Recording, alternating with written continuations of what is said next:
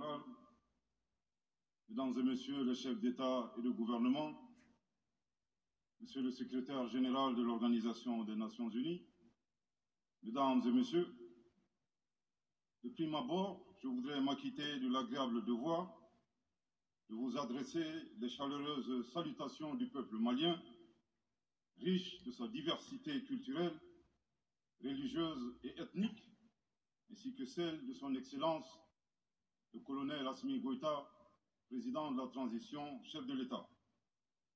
Monsieur le Président, votre brillante élection à la présidence de cette 77e session de l'Assemblée générale et la fin des travaux de la 76e session de l'Assemblée générale, brillamment conduit par votre prédécesseur, son Excellence M. Abdullah Shahid, de la République des Maldives, m'offre l'heureuse occasion d'adresser à vos Excellences les chaleureuses félicitations de tout le Mali. Enfin, permettez-moi de réitérer à notre secrétaire général, M. Antonio Guterres, notre haute appréciation des efforts louables qu'il continue de déployer pour la réalisation des nobles objectifs de notre organisation commune. Nous sommes convaincus que vous êtes un ami du Mali et du Sahel. L'amitié reposant sur la sincérité, souffrez que je vous exprime mon profond désaccord suite à votre récente sortie médiatique, au cours de laquelle vous prenez position et vous vous exprimez sur l'affaire des 46 mercenaires ivoiriens, qui est une affaire bilatérale et judiciaire entre deux pays frères. C'est évident que la qualification judiciaire des infractions liées à cette affaire ne relève pas des attributions du secrétaire général des Nations Unies. Au Mali, notre administration ne travaille pas sur la base de l'oralité ni de déclarations par voie de presse. Par conséquent, nous nous en tenons scrupuleusement à la note verbale de la MINUSMA, la mission des Nations Unies pour la stabilisation au Mali, référence MINUSMA bar PROT bar NV bar 226 bar 2022 du 22 juillet 2022, dans laquelle il ressort clairement qu'il n'existe pas de lien entre les 46 mercenaires et les Nations Unies.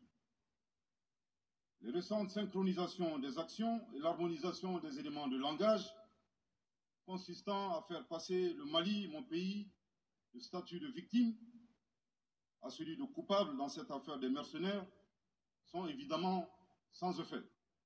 Excellence, Monsieur le Secrétaire général, votre position sur l'affaire des mercenaires a été suivie par certains responsables d'Afrique de l'Ouest. Donc, c'est sous votre couvert que nous leur adresserons des messages. À l'endroit du président en exercice de la CEDEAO, M. Oumaro Sissoko Embalo, qui affirme, je cite, « On vient de voir avant-hier la déclaration du secrétaire général des Nations Unies qui dit que ce ne sont pas des mercenaires. Moi, à la place des Maliens, j'aurais relâché ces 49 soldats. » Fin de citation. Je voudrais très respectueusement signifier à ce dernier qu'il existe un principe de subsidiarité, d'ailleurs au contour flou entre la CEDEAO et les Nations Unies, et non un principe de mimétisme. Également, il est important de lui préciser que le secrétaire général des Nations Unies n'est pas un chef d'État, et le président en exercice de la CEDEAO n'est pas un fonctionnaire. Par conséquent, il serait indiqué qu'il ne banalise pas la CEDEAO. Enfin, il est utile de rappeler au président en exercice de la CEDEAO qu'au Mali, les autorités n'interfèrent pas dans les dossiers judiciaires et respectent l'indépendance de la justice. Donc, nous n'avons pas vocation à interpeller ou relâcher. Ceci relève de la fonction judiciaire. Aussi, M. Oumaro Sissoko Embalo doit être conscient du fait qu'il est le dépositaire d'un lourd héritage et de plusieurs sacrifices qui ont fait la renommée de cette organisation. La dynamique ayant fait la grandeur de la CEDEAO ne doit pas être brisée. Par ailleurs, nous avons pris acte de la menace de sanctions proférées contre le Mali, et loin d'être impressionnés par des sanctions, je voudrais signaler au président en exercice de la CEDEAO qu'à la fin de son mandat, les peuples ouest-africains le jugeront sur les efforts qu'il a fournis pour améliorer les conditions de vie des populations et non des shows médiatiques servant des agendas étrangers. À l'endroit de M. Bazoum, il remarquera que le gouvernement de la transition n'a pour le moment jamais réagi à ces propos injurieux pour deux raisons cumulatives. La première raison tient au respect de l'héritage laissé par nos ancêtres, qui consiste à ne pas répondre aux injures par des injures. La seconde relève de l'identité de M. Bazoum, l'étranger qui se réclame du Niger. Nous savons que le peuple nigérien, frère du Mali, se distingue par des valeurs sociétales, culturelles et religieuses très riches. M. Bazoum n'est pas un Nigérien, son comportement le reconforte totalement dans notre constat. Excellence, Monsieur le Secrétaire général, le Mali tirera toutes les conséquences du droit de vos agissements. Devant Dieu, en leur âme et conscience, nous demandons à ceux qui refutent notre version d'indiquer s'ils accepteront que les militaires ayant dissimulé leurs identités en mettant sur leurs passeports qui sont peintres, maçons, etc., avec des armes débarquent dans leur aéroport sans que le pays de destination n'ait été au préalable informé et dans le dessein funeste de déstabiliser ce pays. S'ils ne l'acceptent pas en tant qu'État, si cela n'est pas possible à Lisbonne ou ailleurs, le Mali non plus ne l'acceptera pas en tant qu'État et ce ne sera pas non plus possible à Bamako ou dans une autre localité malienne. Monsieur le Président, une nouvelle ère des solutions porteuses de changement pour relever les défis interdépendants. Thème de cette 77e session de l'Assemblée générale suscitera l'espoir de meilleurs jours pour le Mali, à la condition que le bilan sans complaisance de l'ancienne ère soit établi, que les enseignements soient tirés et que les recommandations objectives soient formulées. Une fois cet état franchi, je ne doute pas qu'à travers notre action collective, nous réussirons à pacifier les multiples foyers de tension dans le monde, mais aussi à promouvoir un développement harmonieux et lutter efficacement contre les pandémies, la dégradation de l'environnement et le réchauffement climatique, les inégalités et les politiques de domination et de prédation des ressources. Depuis le mois d'août 2020, le Mali, mon pays, se trouve dans un processus de transition qui prendra fin le 26 mars 2024 par le transfert de pouvoir aux autorités élues. Si à cette échéance et conformément aux recommandations des assises nationales de la refondation, les autorités de la transition se sont engagées dans deux chronogrammes convenus avec la CEDEAO pour faire des réformes politiques et institutionnelles avant d'organiser des élections dont l'objectif ultime est de refonder l'État malien, afin qu'il réponde aux aspirations profondes et légitimes de notre peuple à la paix, à la sécurité, à la bonne gouvernance, au développement et à la stabilité institutionnelle durable au Mali.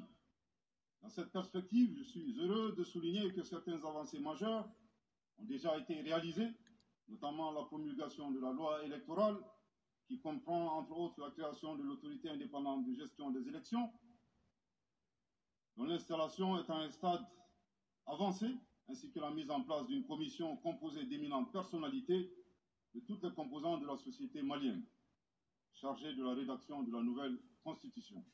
Monsieur le Président, sur un autre plan, peu de gens savent que le Mali est le seul pays au monde dans lequel se superposent et se déroulent simultanément quatre types d'insécurité: le terrorisme, les conflits communautaires manipulés par les terroristes et leurs sponsors étatiques étrangers, la criminalité transnationale organisée et les actions violentes d'individus isolés. Parallèlement à ce processus de retour à l'ordre constitutionnel, le Mali continue de mener une lutte sans merci contre les acteurs de l'insécurité, en particulier les groupes extrémistes qui sont responsables de toutes sortes d'abus contre nos paisibles populations. En ce qui concerne le Mali, je suis heureux et fier de vous annoncer que les groupes terroristes ont été sérieusement affaiblis et la peur a même changé de camp.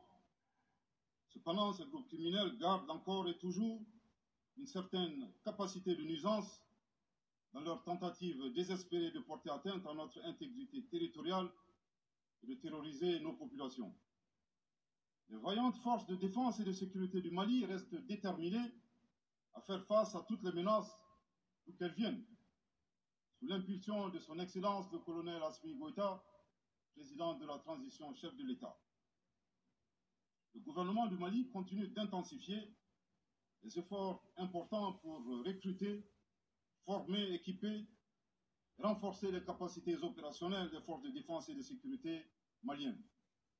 Je dois dire ici que les actions offensives menées jusque-là ont permis à nos forces de remporter des victoires décisives contre les forces obscurantistes.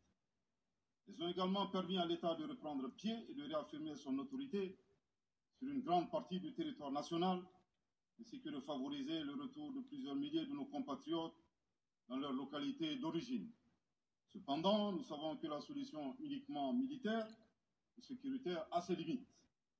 C'est la raison pour laquelle, en appui à l'action militaire, le gouvernement du Mali s'est doté d'une stratégie globale et intégrée, comprenant des mesures politiques, sociales, de développement, y compris la fourniture des services sociaux de base à nos populations durement affectées par la crise multiforme que nous traversons depuis janvier 2012, avec comme objectif la restauration de l'autorité de l'État sur l'ensemble du territoire national. Dans cette dynamique, le gouvernement du Mali a approuvé le 24 août dernier la stratégie nationale de stabilisation des régions du centre et son plan d'action 2022-2024. Cette stratégie traduit la volonté des autorités de la transition d'avoir une approche holistique de la stabilisation des régions du centre. Elle vise à faire du centre une zone stable et prospère où les communautés sont réconciliées et vivent en harmonie avec leurs voisins. Parallèlement, la mise en œuvre diligente et intelligente de l'accord pour la paix et la réconciliation au Mali, issu du processus d'Alger, demeure une priorité stratégique des autorités de la transition. En tant qu'instrument pacifique de résolution durable de crise que traverse le Mali dans sa partie nord. Je dois dire que je suis particulièrement heureux des conclusions de la deuxième réunion de niveau décisionnel des parties à l'accord, tenue à Bamako du 1er au 5 août 2022. Cette importante réunion qui a regroupé les parties signataires et la médiation internationale a permis de lever certains obstacles afin de relancer le processus de mise en œuvre de l'accord. Poursuivant cette dynamique positive et progressive du processus de paix, la 6e réunion de haut niveau du comité de suivi de l'accord, CSA, s'est tenue à Bamako il y a à peine quelques semaines, le 2 septembre 2022. Cette session du CSA est un signal fort de la volonté des parties à s'engager dans une nouvelle dynamique en vue de parachever la mise en œuvre de l'accord. Je réaffirme ici notre attachement à ce processus, dont la réussite demeure l'une des conditions sine qua non de la stabilité durable du Mali. C'est le lieu pour moi de saluer une fois de plus le rôle actif de l'Algérie et l'accompagnement de l'équipe de médiation internationale. Je n'oublie pas ici la situation des réfugiés maliens dans les pays voisins, que je salue au passage pour leur hospitalité à l'égard des nôtres. Je n'oublie pas non plus celle de nos compatriotes déplacés internes. Je veux les rassurer que le gouvernement du Mali reste très attentif à leur situation précaire et que tous nos efforts visent à créer les conditions propices à leur retour dans la sécurité et la dignité en vue de leur participation effective à la vie de la nation. Monsieur le Président, dans sa difficile quête pour la paix, la stabilité et le développement durable, le peuple malien reste reconnaissant des efforts et des sacrifices consentis par la MINUSMA de sa création en juillet 2013 à nos jours, visant à aider le Mali à restaurer son autorité sur l'ensemble de son territoire.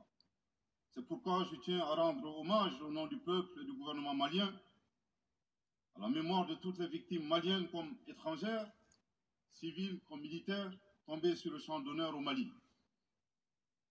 Cela dit, il nous faut reconnaître que près de 10 ans après son établissement, les objectifs pour lesquels l'aménagement a été déployé au Mali ne sont pas atteints, et ce, en dépit des nombreuses résolutions du Conseil de sécurité.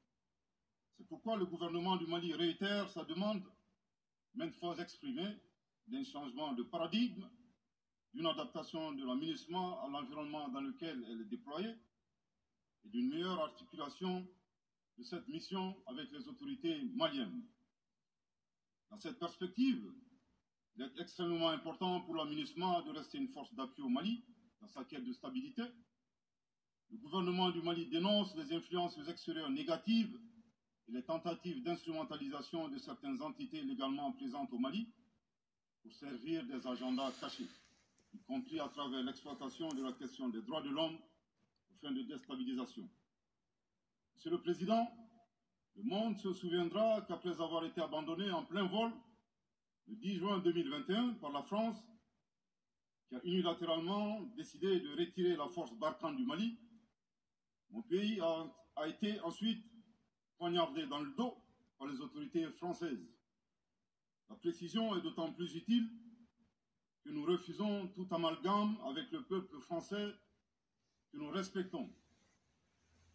Les autorités françaises, profondément anti-françaises, pour avoir régné les valeurs morales universelles et trahi le lourd héritage humaniste des philosophes des Lumières, se sont transformées en une junte au service de l'obscurantisme.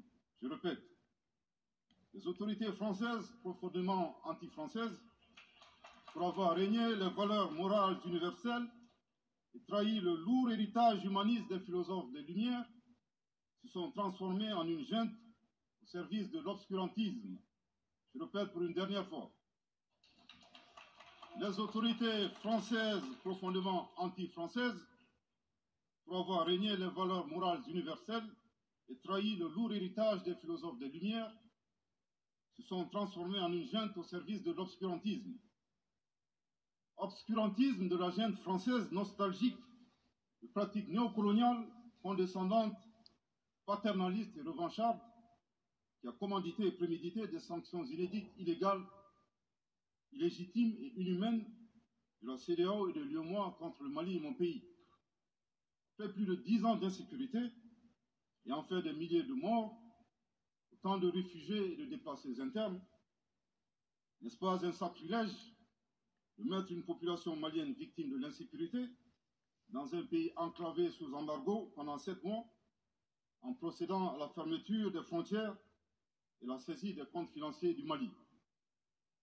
Grâce à sa résilience et à la solidarité de pays amis et des peuples africains, le peuple malien a tenu à déjouer les pronostics de ses adversaires.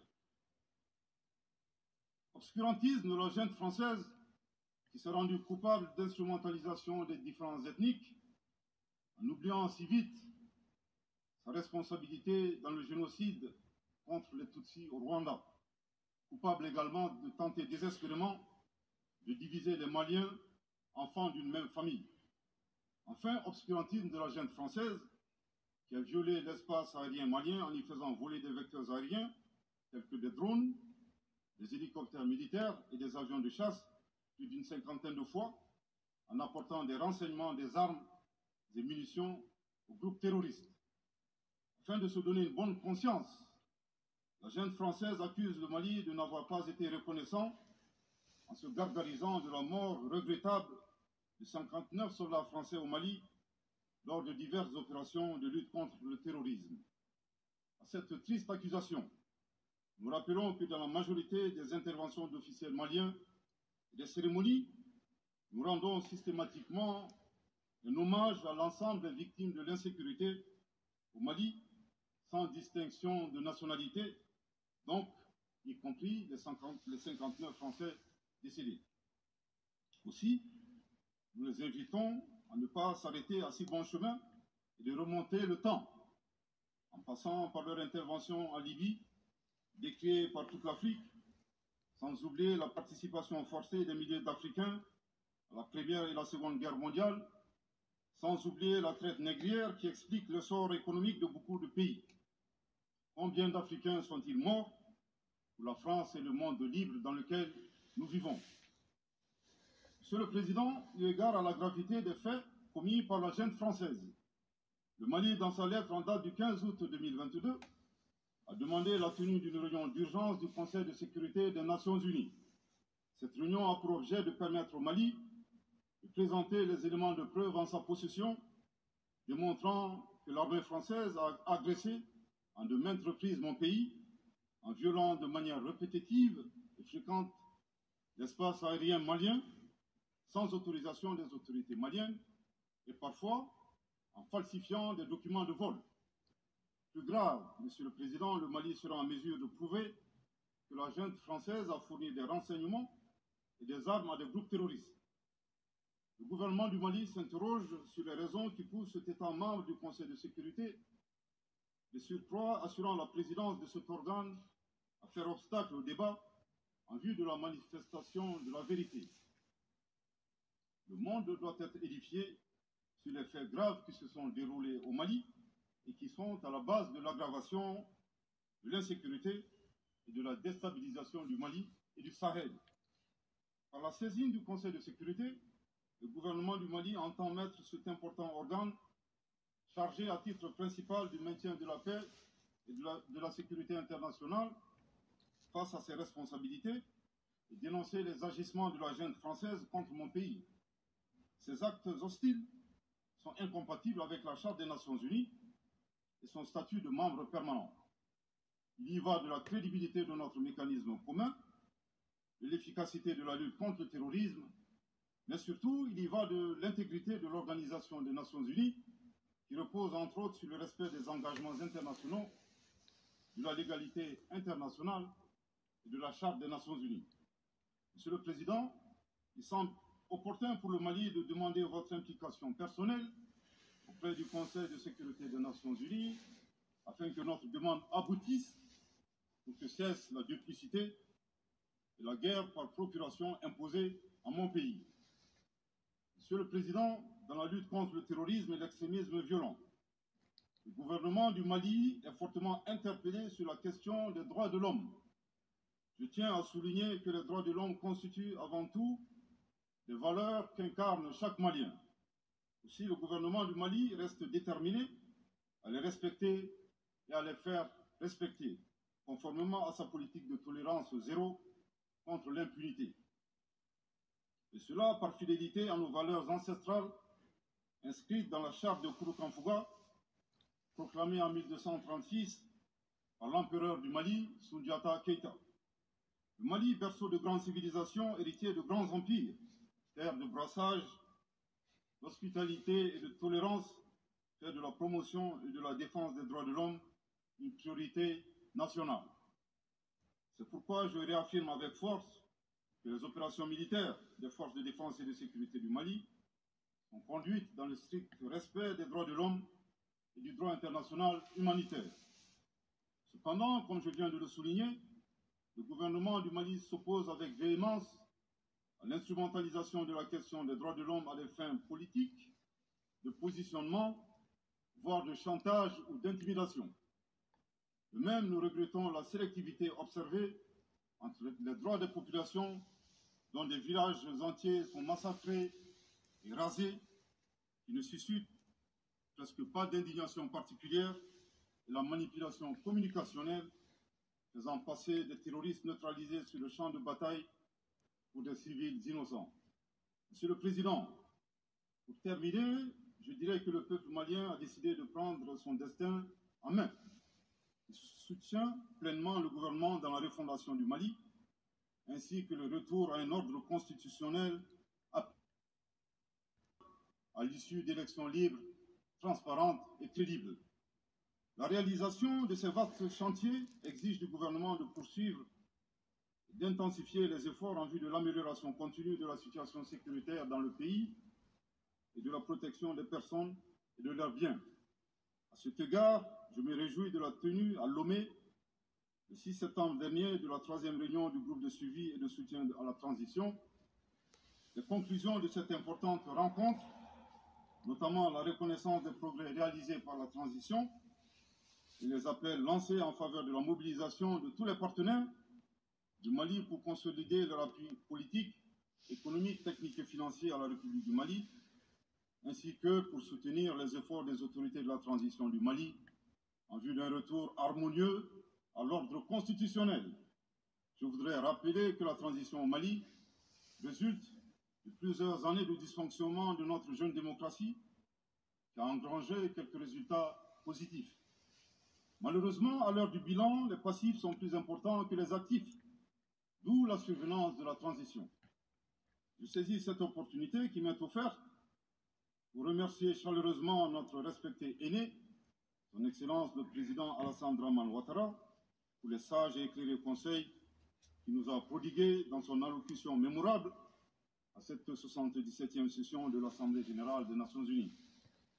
Je voudrais le rassurer que les autorités de la transition malienne n'ont d'autres objectifs que de faire des réformes politiques et institutionnelles avant d'organiser des élections, tout en luttant obstinément contre le terrorisme. Ces réformes permettront d'améliorer la gouvernance et toutes les dispositions seront prises pour que la démocratie malienne soit la plus enviée au monde. Dans ce chantier, nous prêterons une attention particulière au troisième mandat, qui ne sera pas possible. Le troisième mandat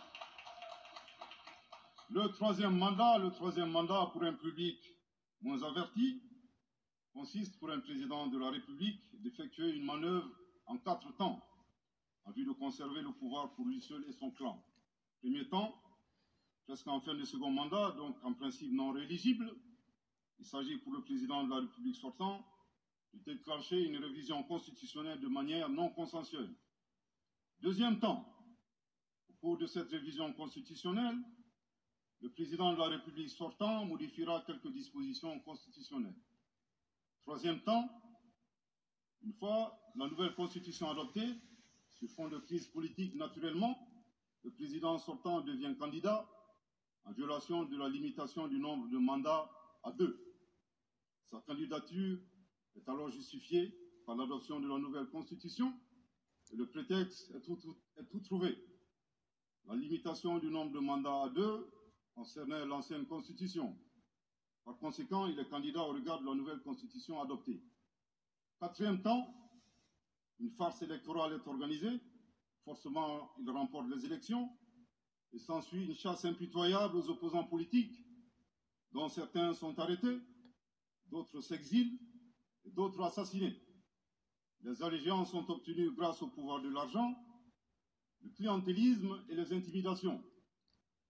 Dans un langage plus simplifié et en référence à une métaphore footballistique, le troisième mandat est une magie. C'est l'art de se dribbler soi-même tout en gardant le ballon.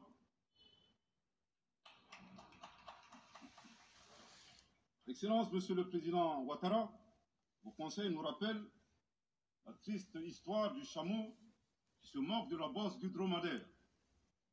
Malgré les efforts tangibles de la transition malienne, dans la mise en œuvre des chronogrammes des réformes politiques et institutionnelles et celui des élections, salué par la communauté internationale, Madame la ministre des Affaires étrangères de la junte française, à qui le Mali n'a pourtant rien demandé, a estimé qu'il n'y avait pas eu de progrès, oubliant que nul ne peut aimer le Mali plus que les Maliens eux-mêmes. Sa position singulière et son adversité ne nous surprennent guère. Victor Hugo, dans Claude Gueux, a classé le genre humain en 2 catégories, en indiquant, je cite, qu'il y a des hommes qui sont fers et des hommes qui sont aimants, fin de citation. Madame le ministre, dont il s'agit malheureusement, n'est ni fer, ni aimant, elle est hideusement sui generis.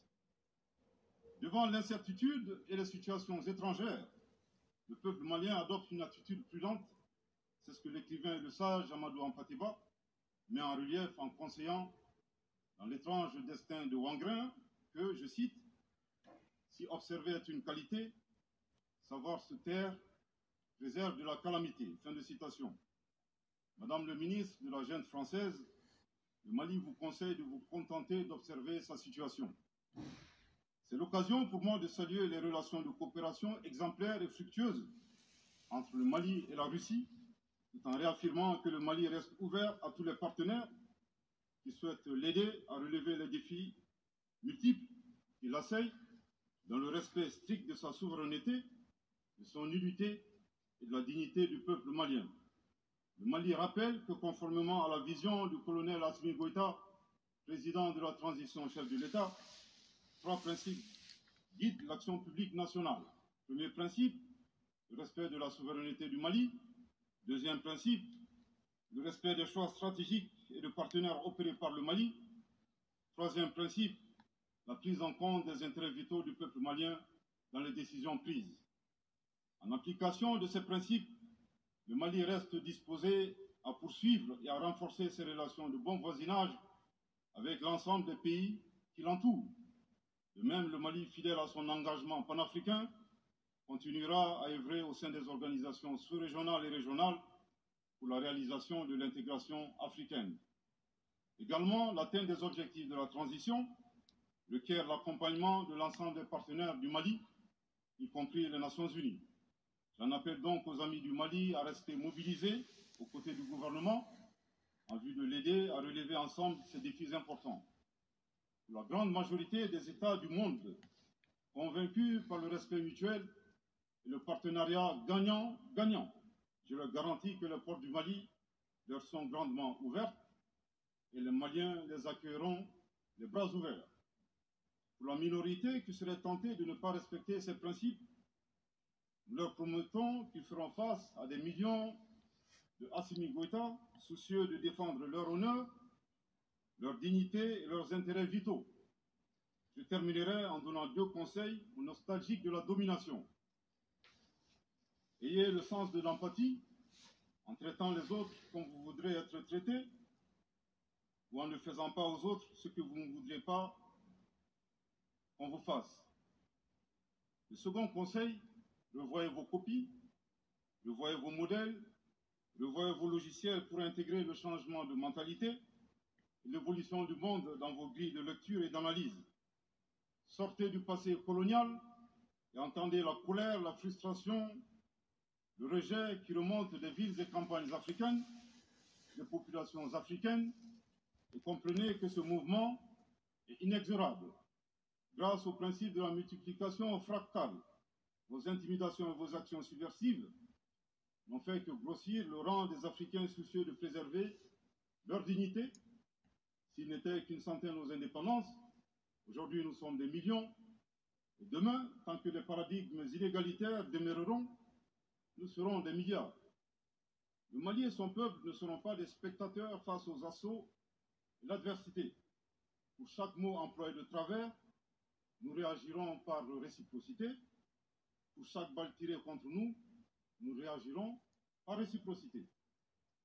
C'est à ce prix qu'une nouvelle ère sera une réalité avec des solutions porteuses de changement pour relever des défis interdépendants, avec des États interdépendants et en valorisant l'homme sans distinction aucune, notamment de race, de couleur, de sexe, de langue, de religion, d'opinion politique ou de toute autre opinion, d'origine nationale ou sociale, de propriété, de naissance, ou de toute autre situation telle que stipulée à l'article 2 de la Déclaration universelle des droits de l'homme.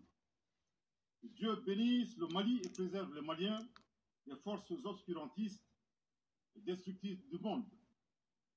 Que Dieu bénisse l'Afrique et préserve les Africains des forces obscurantistes et destructrices du monde.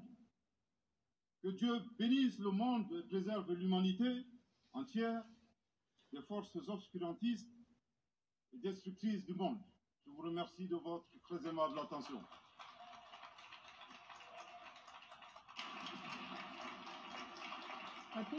Voilà.